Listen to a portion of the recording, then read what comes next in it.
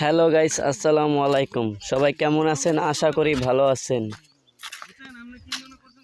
দেখেন, আমরা অনেক উঁচু পাহাড়ে আসছি, যেটা বলার বাইরে অস্বাভাবিক একটা জায়গা। এই যে দেখেন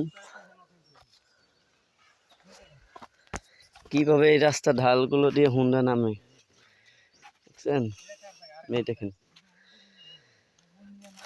আর ওই যে এদিকে দেখেন পাহাড়, এই যে নিচে রাস্তা, এই যে পাহাড়, কত বড় বড় পাহাড়। এই যে আমি পাহাড়ের উঁচে উঠতেছি, দেখেন। তো সবাই কাছে আমার একটাই অনুরোধ রইল, আপনারা সবাই পাহাড় অঞ্চল ঘুরতে আসবেন।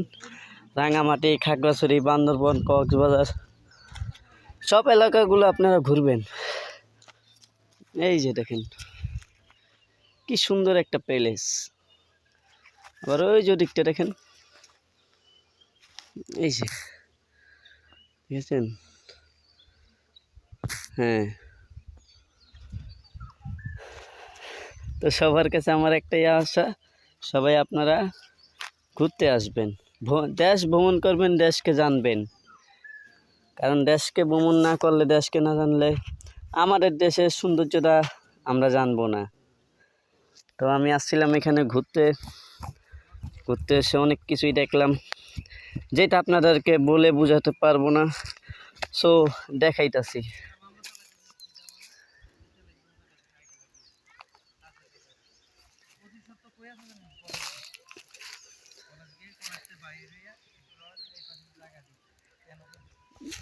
দেখছেন, আপনাদেরকে আরেকটা রাস্তা দেখাইতেছি। এইসব রাস্তা দিয়ে কিভাবে যে হুন্ডারগুলো উঠে, হুন্ডারগুলো চলে, যা বলার বাইরে। এই যে দেখেন একটা, এই যে নামন্টি রাস্তা, তারপরে এই যে দেখেন আরেকটা রাস্তা।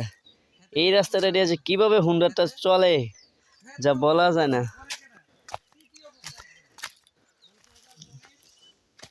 এই যে দেখেন রাস্তা, দেখছেন? মানুষ উঠতে কষ্ট হয়, কিন্তু তারা কিভাবে যে হুন্ডা নেয় বোঝা যায় না। দেখেছেন?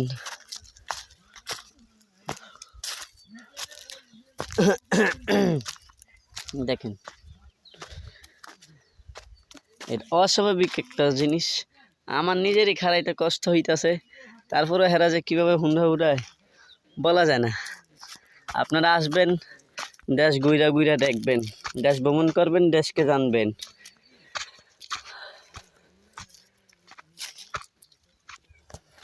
ওকে, সবাই শেয়ার করবেন।